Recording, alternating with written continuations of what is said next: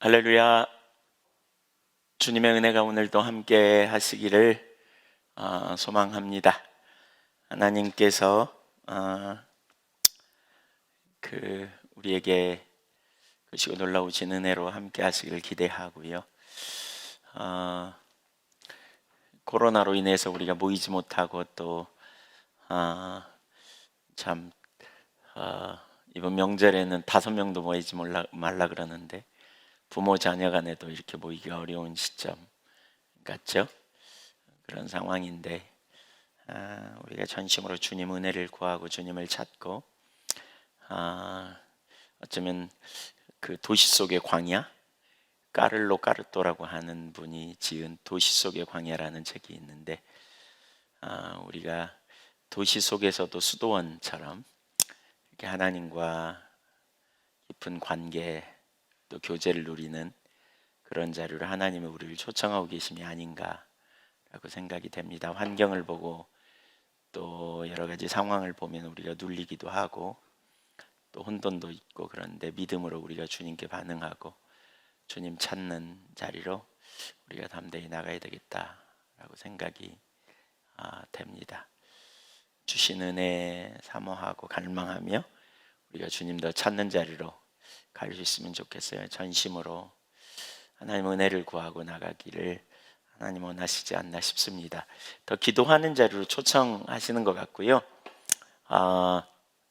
저녁 기도에 이렇게 함께 참여하신 여러분 한 분 한 분 환영하고요.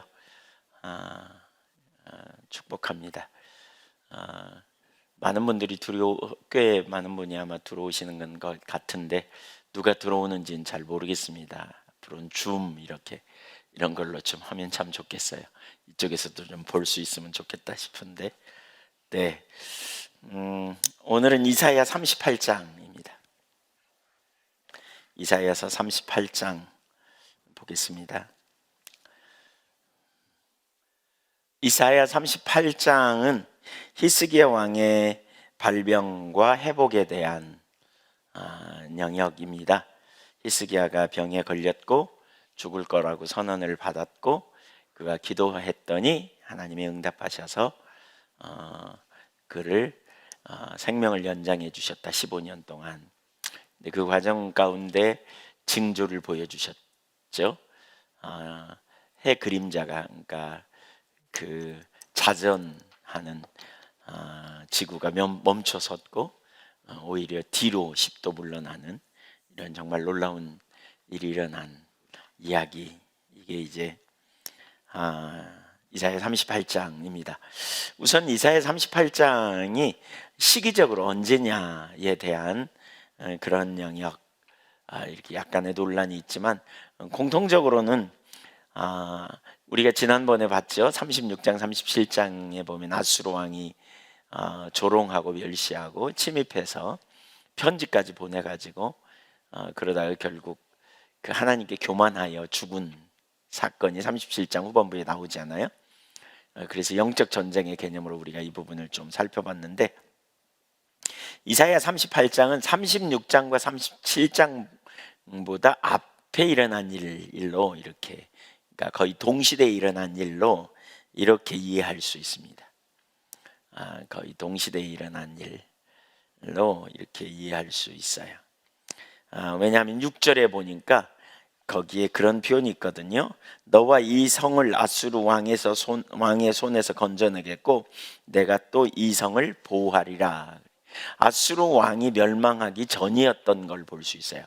그걸 보면 그래서 이제 히스기야 왕은 25세의 왕이 되어 열왕기하 18장에 보면, 그리고 29년을 통치했다. 18장 2절에 그렇게 다루고 있습니다. 근데 그 중에 이제 15년을 연장하리라 하나님이 그러셨잖아요. 그러니까 그걸 빼면 14년, 히스기야 왕이 통치하던 14년 되던 해에 일어난 사건임을 볼 수 있어요. 근데 그 14년에 무슨 일이 벌어지냐면 36장 1절에 보면 사내립이 유다를 공격했던 때와 연관이 있어요. 그러니까 그 즈음에 일어난 일인 거 있죠. 사내립이 유다를 공격한 즈음에 일어난 일, 이런 시기에 일어난 일이라고 할 수 있어요. 그러니까 그 과정 중에 있었던 일인가 싶기도 해요.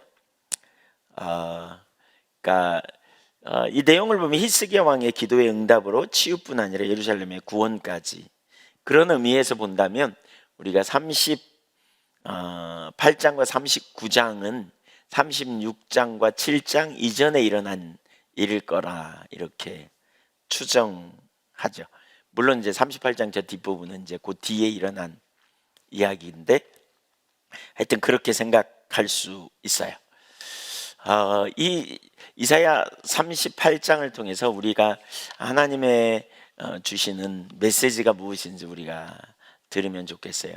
성경을 읽어가면서 우리가 반드시 기억해야 될 중요한 한 가지는 하나님이 누구인가를 알아가는 거예요. 하나님이 누구인가? 하나님이 누구인가 할 때 그분의 성품, 그분의 속성을 우리가 아는 거가 포함되죠.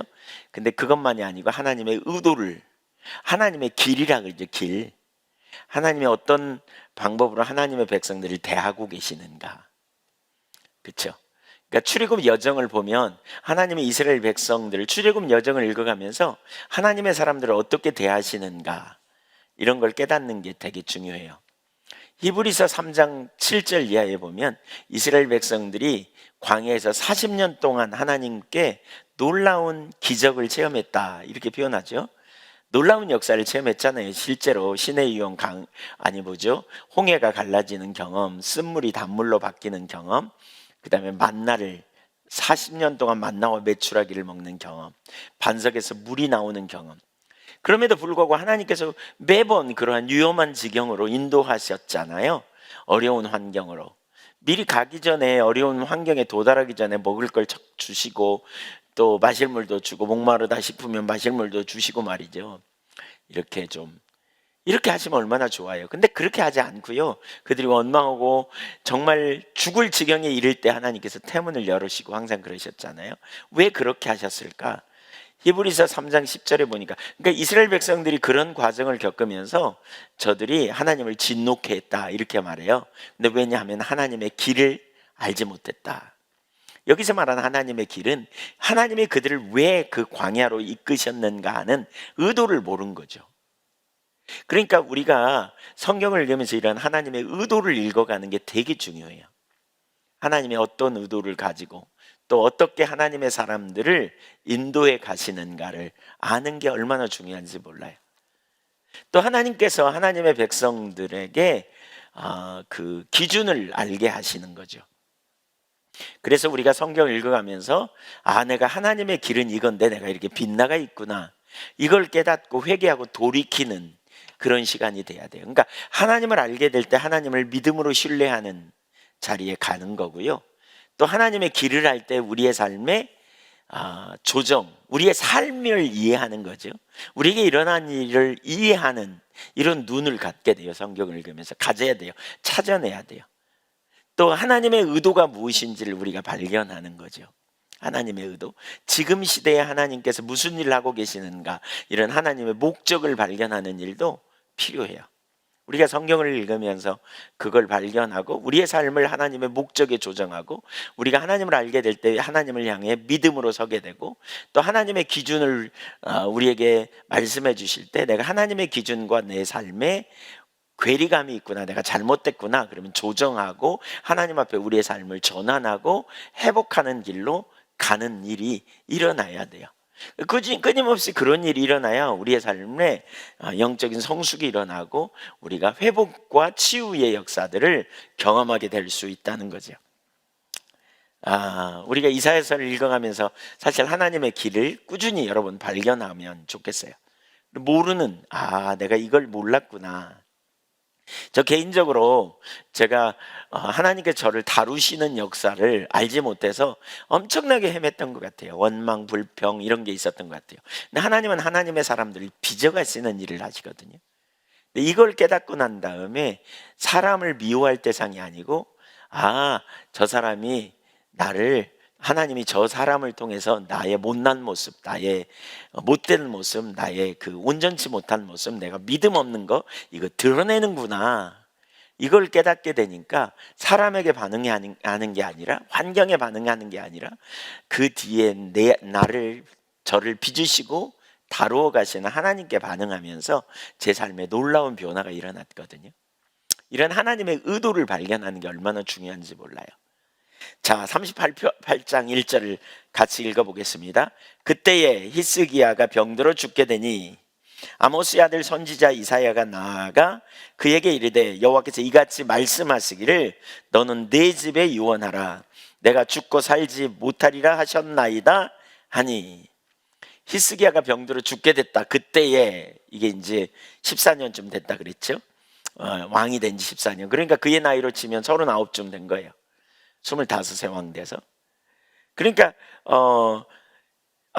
그런 상황이 되니까 아모스의 아들 선지자 이사야가 그에게 나와 뭐라 그러냐, 하나님의 말씀을 전해요.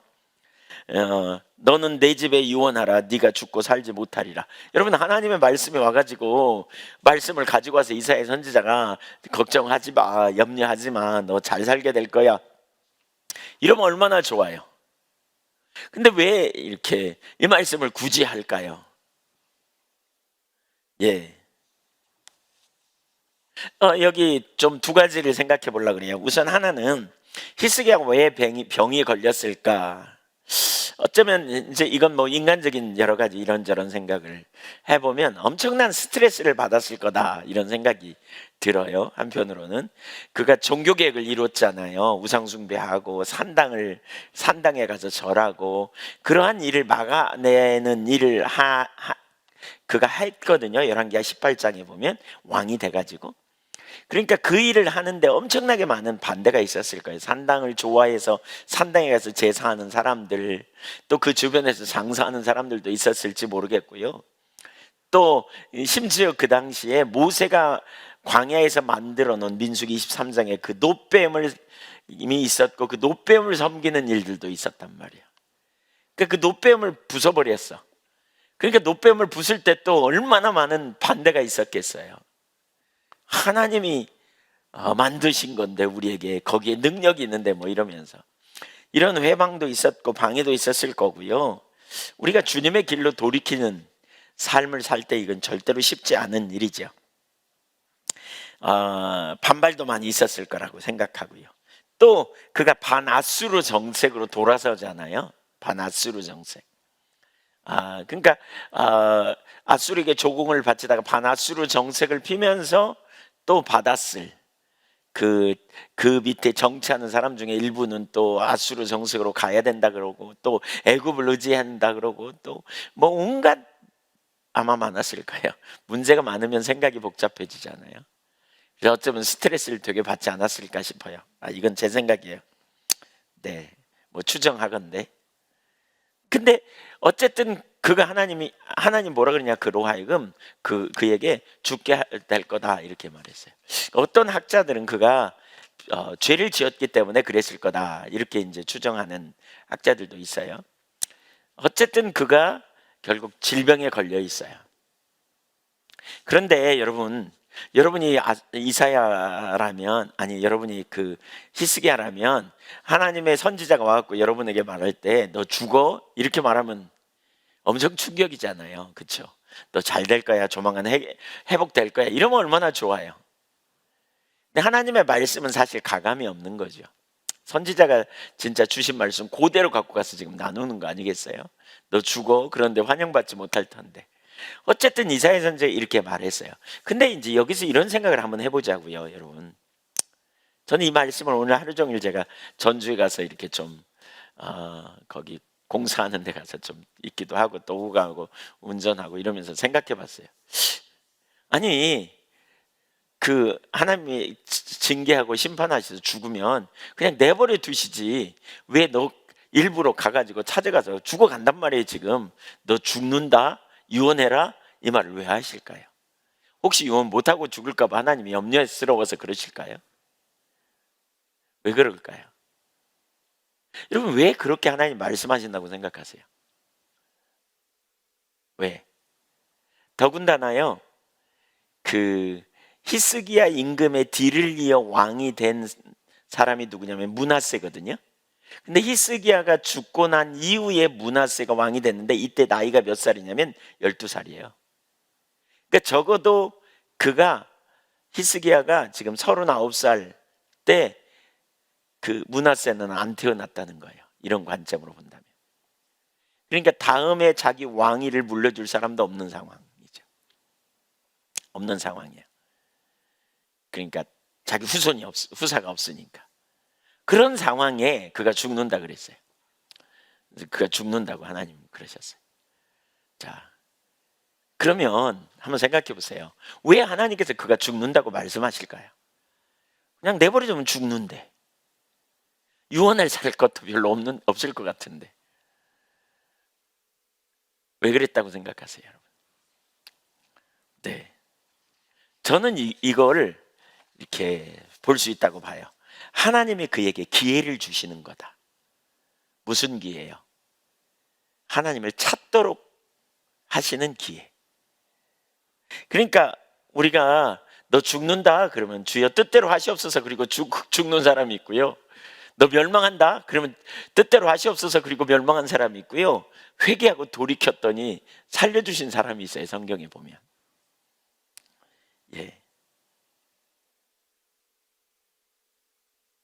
선지자를 통해 그에게 죽음에 대해서 구체적으로 말씀하신 것은 그에게 돌이킬 기회를 주셨다고 볼 수 있어요. 그러니까 하나님께 반응하도록 초청하시는 시간으로 보아야 돼요. 그러니까 열왕기상 21장 21절에 보면 아합에 대해서 말합니다. 사실 아합은 매우 나쁜 왕이잖아요. 악한 왕이잖아요. 북왕국 이스라엘의 매우 악한 왕입니다. 근데 하나님께서 나봇 선지자를 그러니까 나봇의 포도원을 그가 빼앗은 사건을 두고 엘리야를 보내요. 그래가지고 이렇게 말씀하세요. 여호와의 말씀이 내가 재앙을 네게 내려 너를 쓸어버리되 내게 속한 남자는 이스라엘 가운데 매인자나 노인자를 다 멸할 것이요. 그러면서 그 뒤에 그의 가족들 다 멸망시킬 거라고 선언하거든요. 다 끝장내버릴 거라고 선언하거든요. 그런데 그가 회개해요. 27절 보면 27절 이하를 보면 아합이 이 모든 말씀을 들을 때 그 옷을 찢고 굵은 배로 몸을 동이고 금식하고 굵은 배에 누우며 또 풀이 주고 다니더라. 그러니까 하나님께서 아합에게 너 회개해라 이 말도 안 해요. 이 말씀도 하시지 않았어요. 그냥 아합에게 너는 멸망할 거다, 너네 집안 다 망한다 이렇게 말했어요. 그랬더니 옷을 찢고 굵은 배로 몸을 동이고, 이게 회개를 상징하는 거죠. 금식하고 굵은 배에 누우며, 이게 회개입니다. 그랬더니 하나님께서 어떻게 반응하느냐. 28절 29절을 연속 같이 읽어보겠습니다. 여호와의 말씀이 디셉 사람 엘리야에게 임하여 이르시되 아합이 내 앞에서 겸비함을 네가 보느냐? 그가 내 앞에서 겸비함으로 내가 재앙을 저의 시대에는 내리지 아니하고 그 아들의 시대에야 그의 집에 재앙을 내리리라 하셨더라. 여기 보세요. 아니, 하나님이 언제든 다 멸하신다며. 근데 왜 이렇게 금방 바꿔? 여러분, 하나님이 멸하신다는 말은요, 근본적으로 하나님은 이스라엘을 택하셨고 사랑하셨어요. 그래서 내가 언약을 맺으셨어요. 언약은 뭐예요?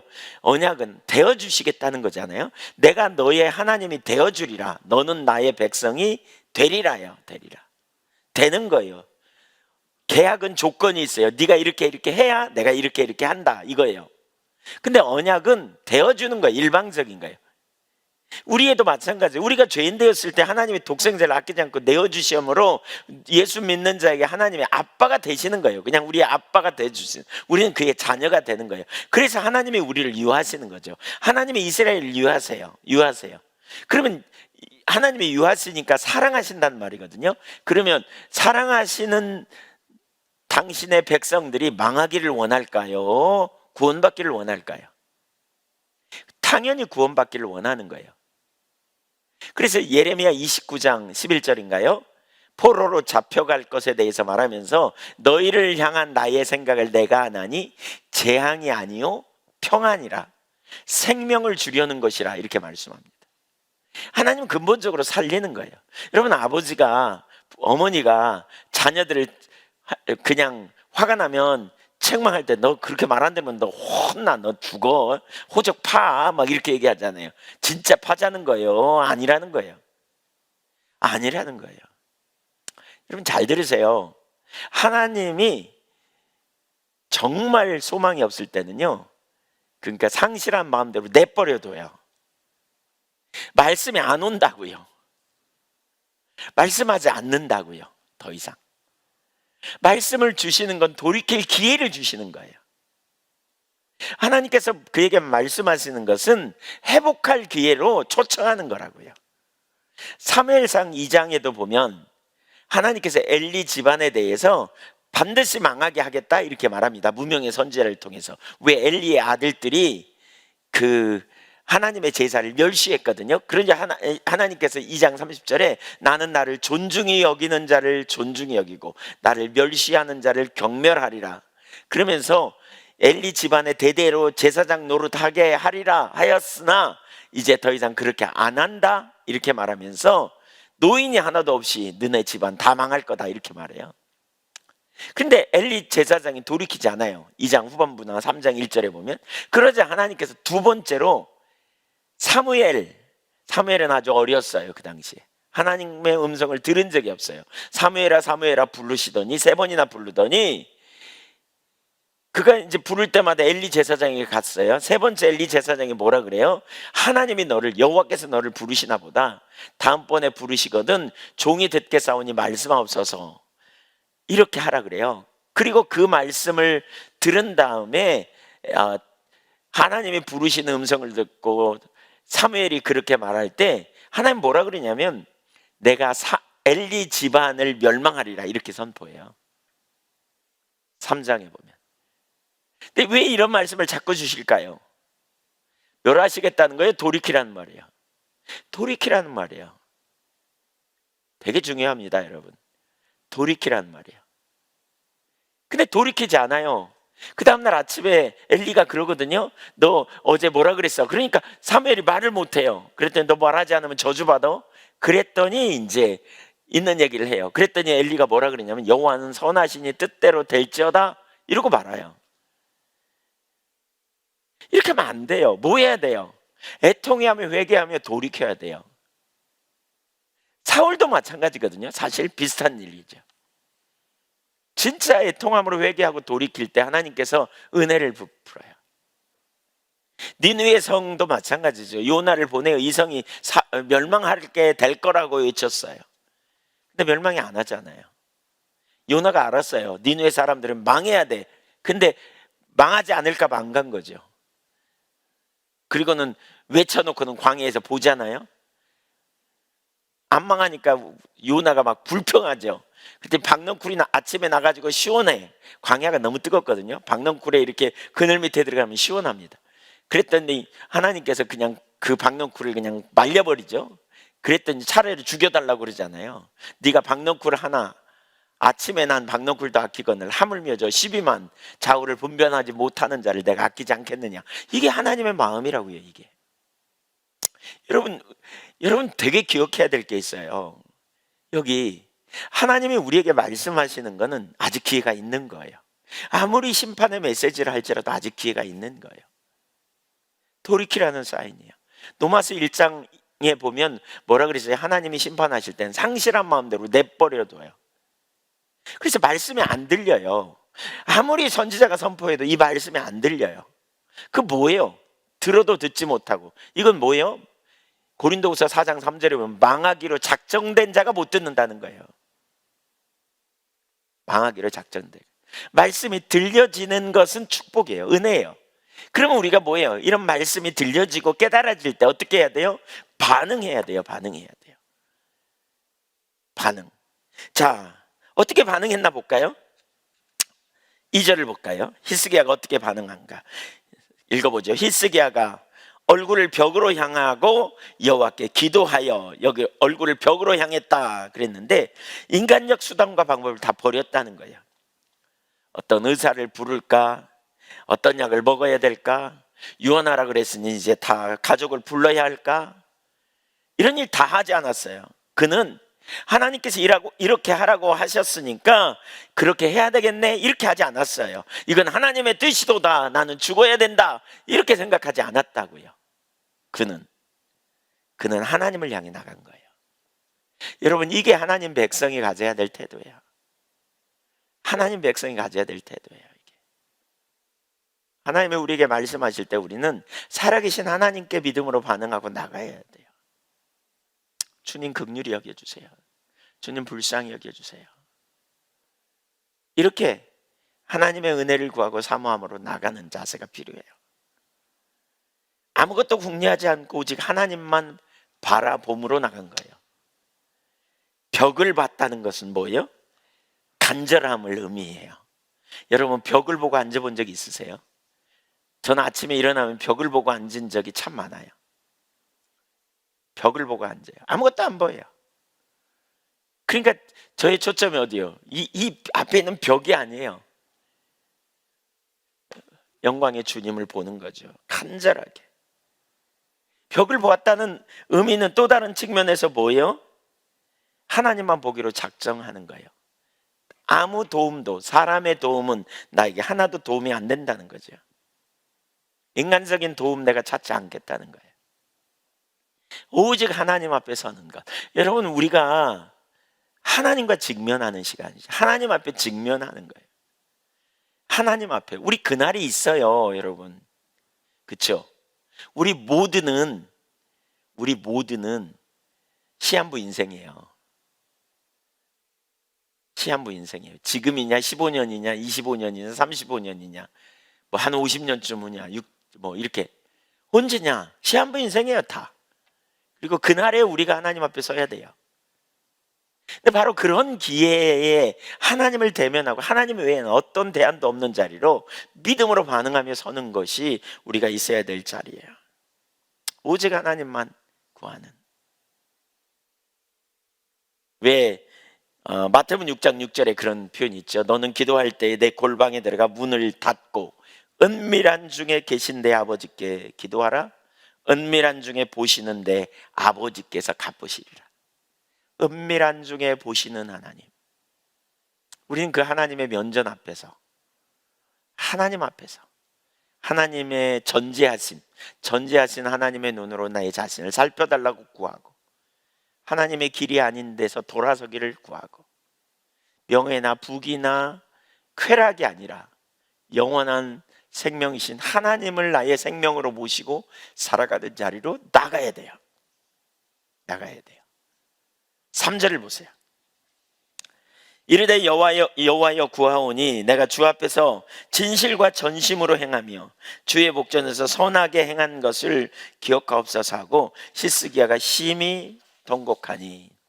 이 잘못 이해하면 히스기야가 기도하기를, 하나님 저는 말씀대로 착하게 살았는데 왜 죽으려고 그럽니까? 이렇게 죽을 병에 걸리겠습니까? 이런 원망하는 투의 기도같이 보입니다. 근데 사실 전혀 그런 내용이 아닙니다. 진실과 전심으로 행했다, 그 말은 뭐죠? 자신의 믿음의 상태를 말합니다. 완벽하게 살았다는 말이 아니에요. 내가 하나님 앞에 내가 투명한 마음, 페이스플리스죠. 에메트라는 말이거든요. 이게 진리라고 번역하기도 하죠. 충성됨, 믿음, 그런 의미예요.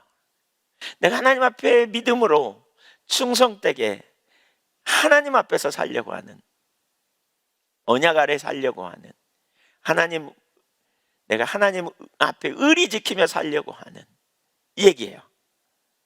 이 얘기. 그리고 온 마음을 다해 살려고 하는.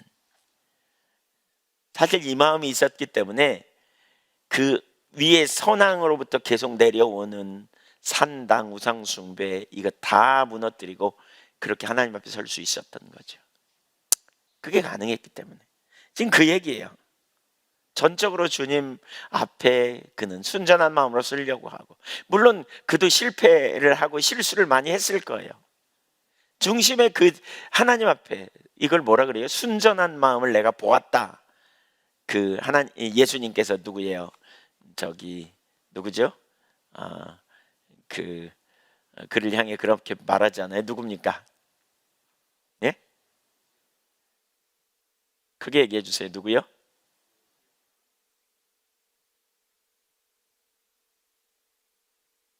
아, 요시야?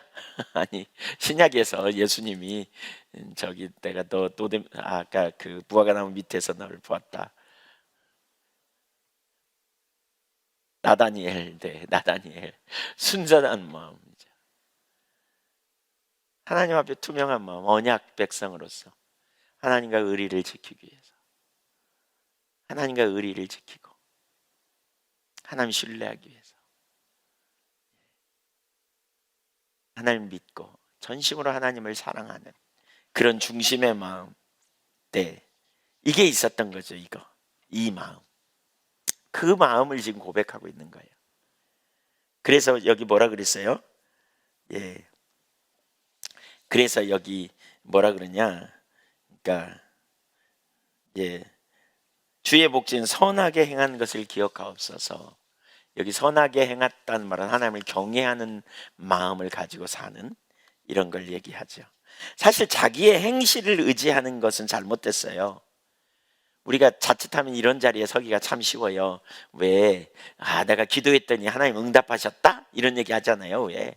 40일 금식했더니 응답하셨다? 기도원 같은 데서 간증하는 거 보면 기도 40일 금식했더니 응답했다? 그럼 사람들이 뭐만 듣냐? 기도했더니 응답했구나. 금식, 기도, 응답 이런 개념을 봐요. 뭘 기도했느냐가 중요하거든요. 어떤 마음이 중요해요. 40일 아니라 100일을 해도 소용없는. 어떤 분들은 그래요. 금식했더니 기도했더니 응답했다. 이것만 봐요. 근데 어떤 태도예요? 하나님을 찾는 거예요. 하나님을. 내가 기도한 거가 능력이 아니고요. 하나님을 찾고 하나님의 얼굴을 구하고 하나님 자신을 구하는 자리로 돌아가야 하나님이 임하시고 하나님이 임재하실 때 그분의 생명이 우리의 삶에 넘치는 게 회복이에요. 기도한 그 자체가 아니에요. 기도 되게 중요해요. 근데 기도한 그 자체가 아니에요. 그 뭐예요? 본질이 중요해요. 본질이. 예. 그래서 보통 많은 사람들이 내가 이렇게 말하는데 사실 내가 아니에요. 우리가 필요한 건 하나님 자신에게 초점을 두는 거죠. 하나님께. 히스기야가 선했던 건 자식의 노력이나 공로가 아니지요. 그걸 내세우는 게 아니에요. 그는 하나님이 선하심을 신뢰하는 거죠.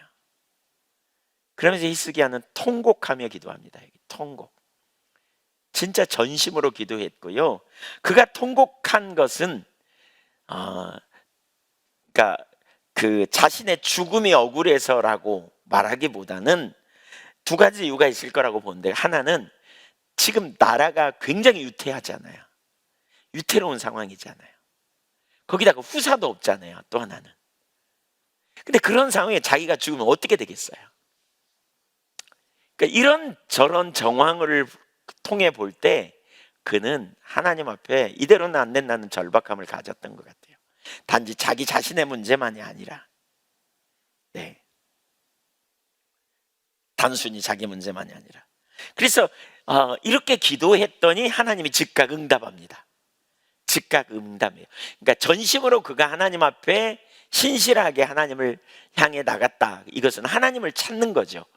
벽 앞에 앉았다는 것과 더불어서 그런 의미로 우리가 이해할 수 있습니다. 우리가 하나님 앞에 사실 이러한 그러니까 열망을 가지고 기도해야 돼요.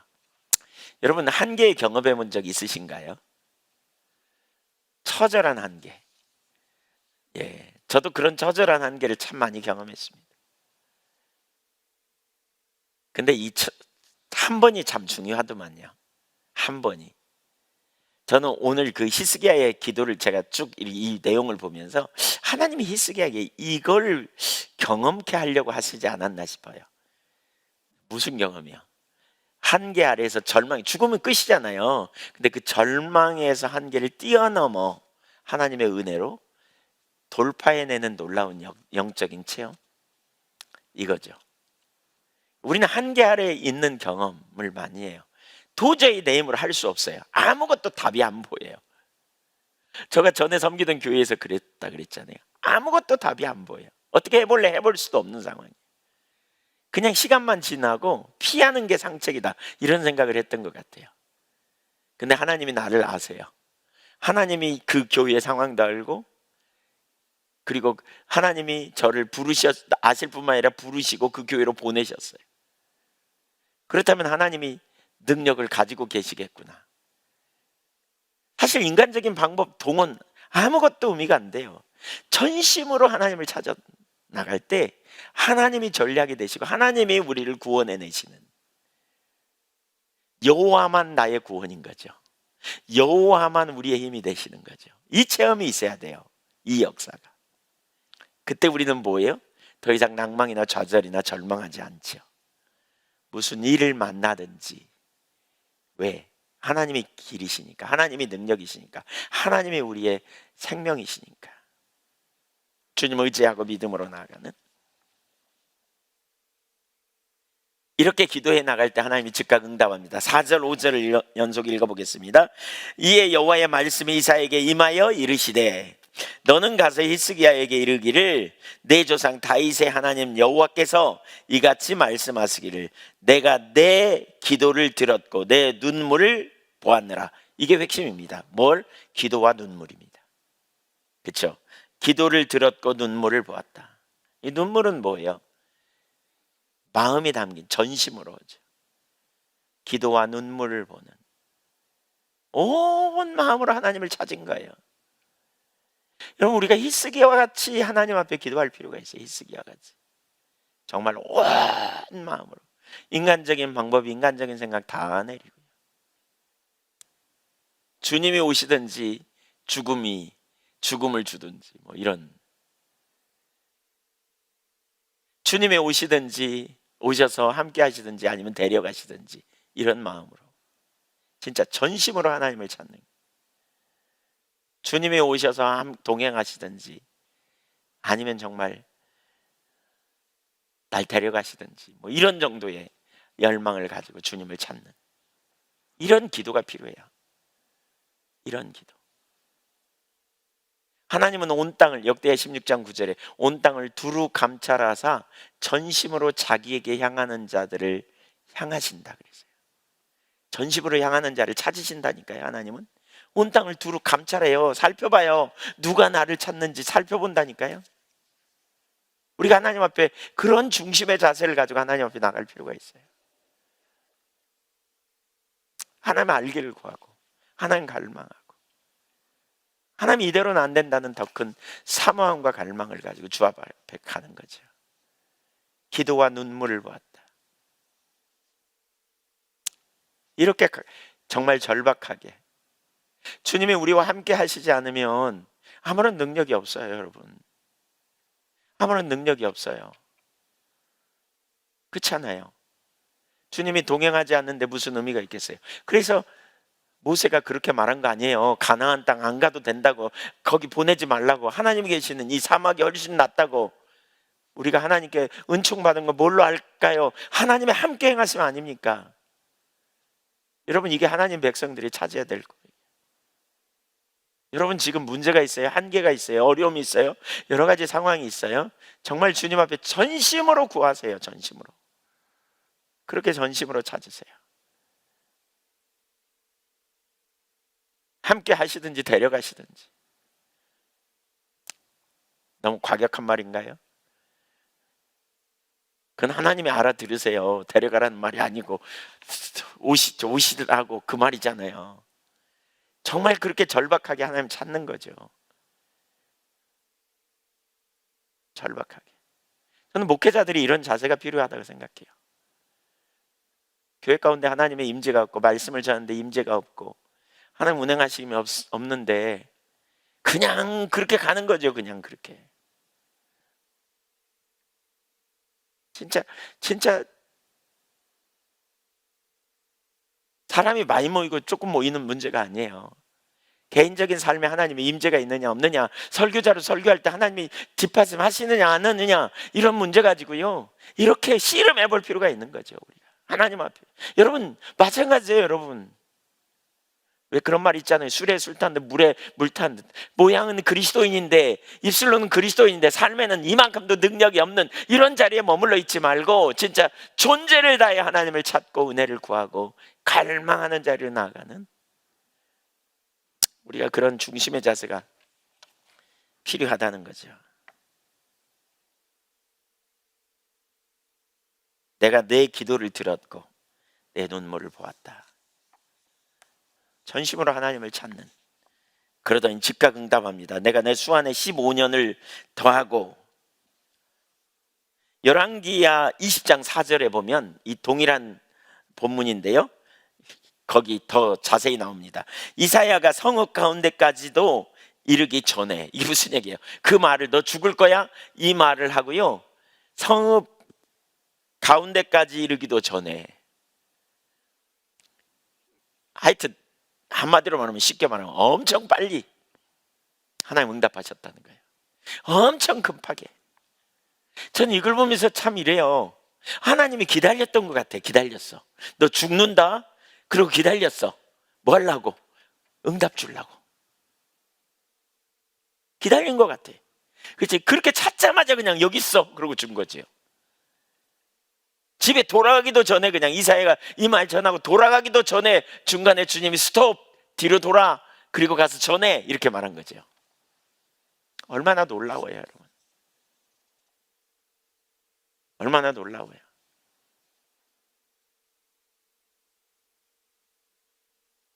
여호와의 말씀이 그에게 임하여 이르시되, 5절 보세요. 너는 돌아가서 내 백성과 백성의 주권자 히스기야에게, 내 백성의 주권자, 왕 통치자란 말이죠.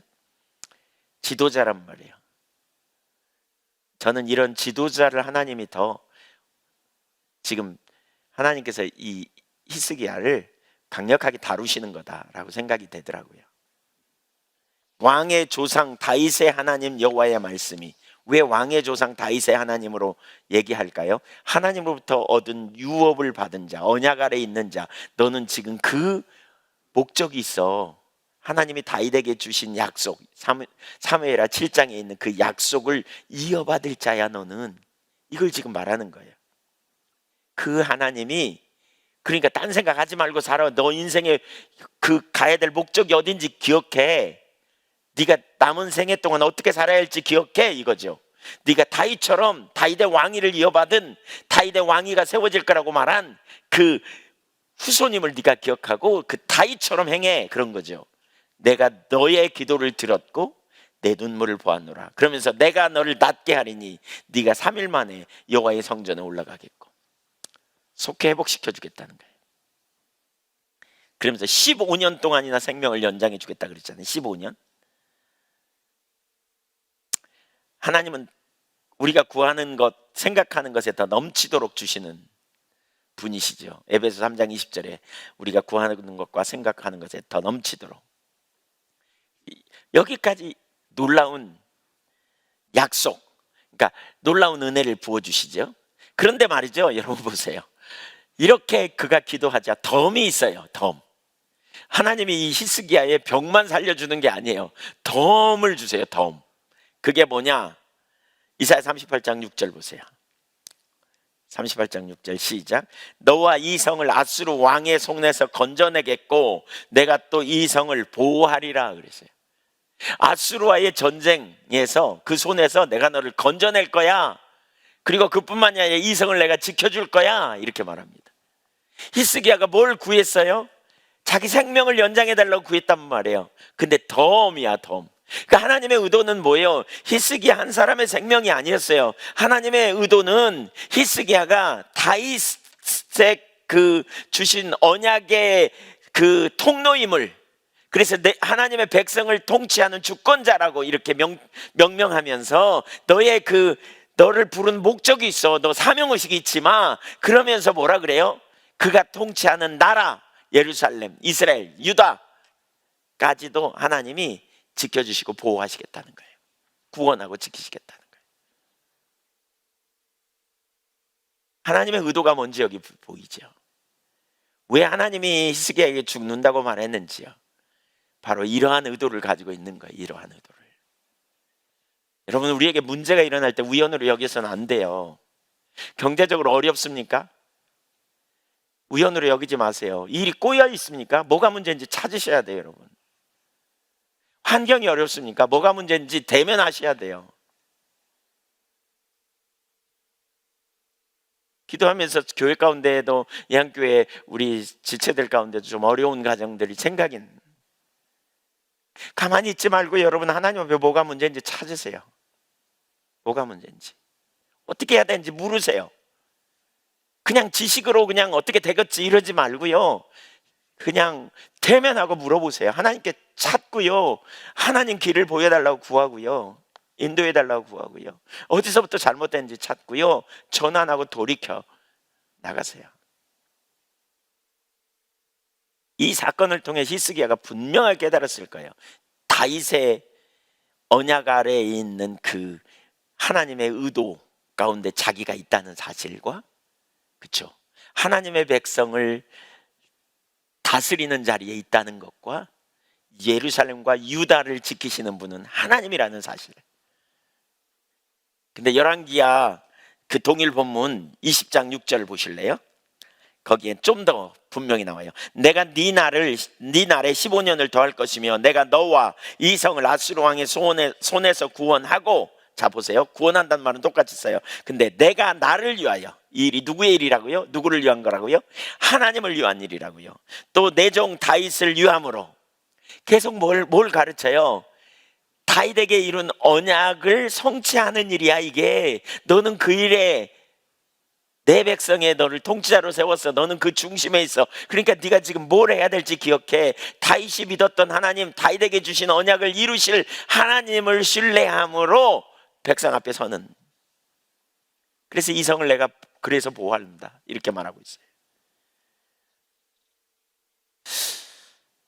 여러분 기억하세요. 저는 이걸 보면서 위기는 기회다, 또 이 말을 다시 한번 하고 싶어요. 히스기야 인생에 엄청난 위기가 왔지만 그러나 그의 인생에 놀라운 기회가 왔어요. 하나님을 아는 기회, 하나님의 의도를 아는 기회, 자기 인생의 목표와 비전이 정리되는 기회, 어디서 가야 되는지를 알게 되는 기회. 그거였죠. 그거였어요. 위기가 기회, 위기가 기회가 돼요. 자기가 지금 섬기는 예루살렘이 하나님께 무슨 의미가 있는지, 그렇죠? 예루살렘 그 백성들이 누구 백성인지 이런 걸 알게 되는, 진짜 겸손함으로 서야 되겠다는 어떤 그러한 깨달음, 이런 일이 있었을 거라고 봐요.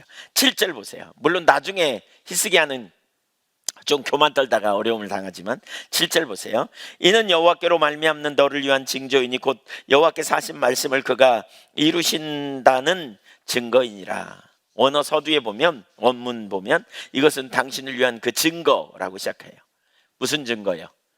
5절 6절에 나타난 증거 말이죠.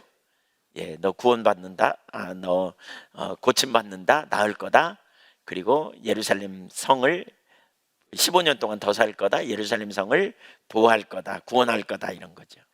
그러면서 무슨 일이 이루어지느냐? 8절 보세요. 엄청난 일이 일어나요. 보라, 아하스의 해시계에 나아갔던 해 그림자를 뒤로 10도를 물러가게 하라 하시더니 이 해시계에 나아갔던 해의 그림자가 10도를 물러가니라.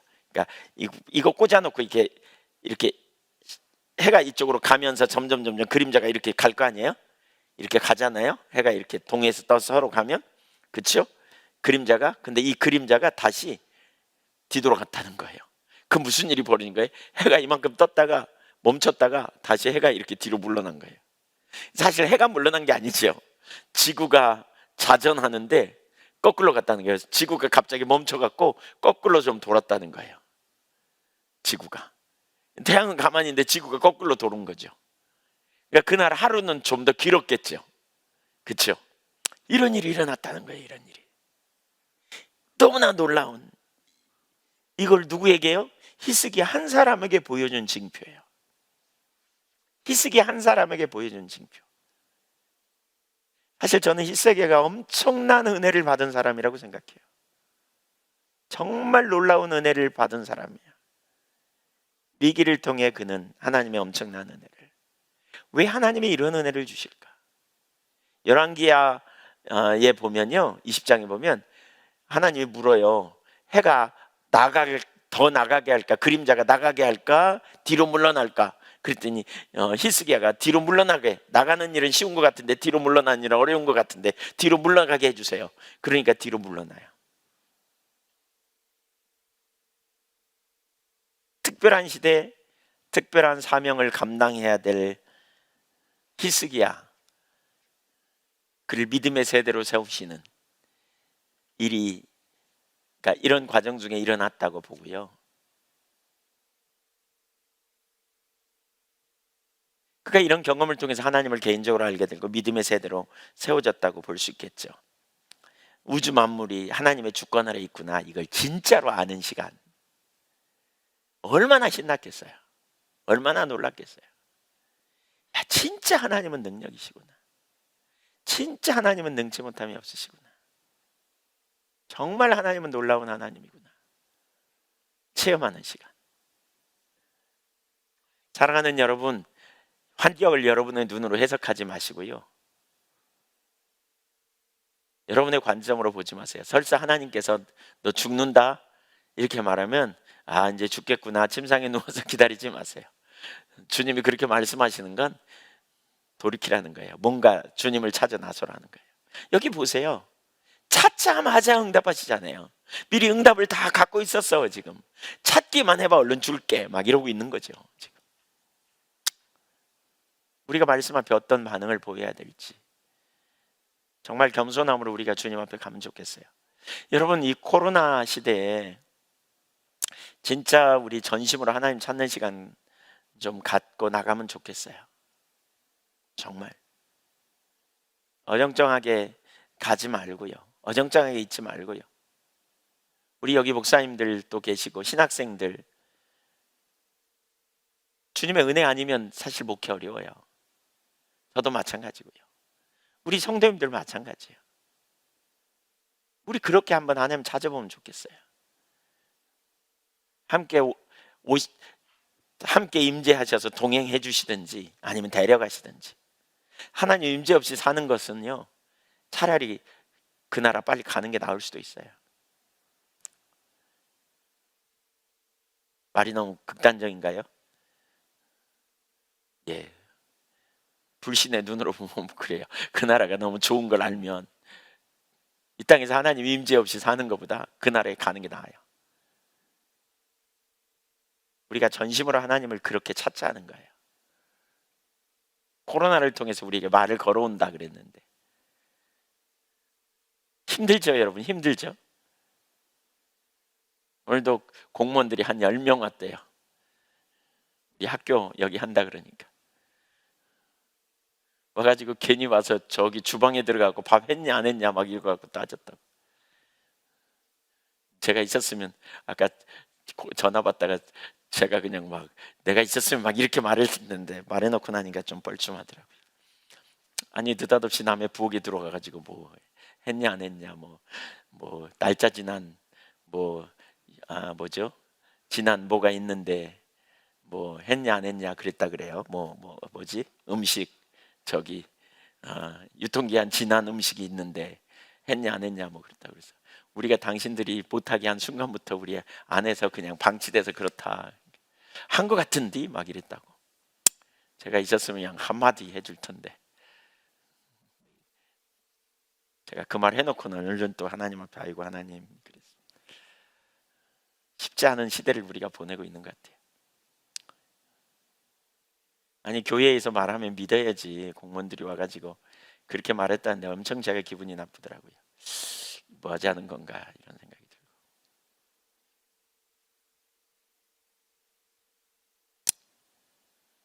사실 너무 올건이다 생각이 돼요. 주방까지 들어오는 거. 네. 아무튼 네 죄송합니다. 또 마음이 어쨌든 우리가 있잖아요. 진짜 하나님 앞에서 깨어 있어야 돼요. 코로나 교회의 임재가 거치고 능력을 상실하면 우리는 세상을 이길 능력이 없어요. 여러분 진짜 죄를 이길 능력이 없고 세상을 이길 능력이 없어요. 세상이 사람들이 우리를 너무나 우습게 여길 수도 있고요. 물론 우리가 뭐 주님 앞에서 겸손함으로 서야죠, 당연히. 네. 진짜 하나님 은혜를 절실하게 찾고 구하고 우리 갈망하며 나가면 좋겠어요. 하나님 여러분과 함께 하신가요? 여러분 하나님이 여러분과 함께 하고 계세요 지금? 정직하게 대면해 보세요. 지식으로 말고요. 하나님 여러분에게 막 말씀하시고 깨닫게 하시는가요? 여러분을 가르치시는가요? 인도하시는가요? 길을 보이시는가요?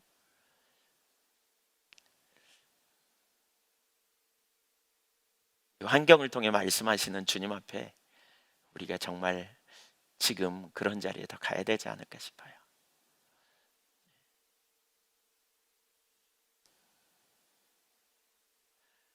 네, 우리 같이 찬양하고 기도하죠. 그 뒤에 구절은 나중에 보도록 하겠습니다. 그러니까 9절 이하에 보는 이런 시기의 갈등에 대해서 다루거든요.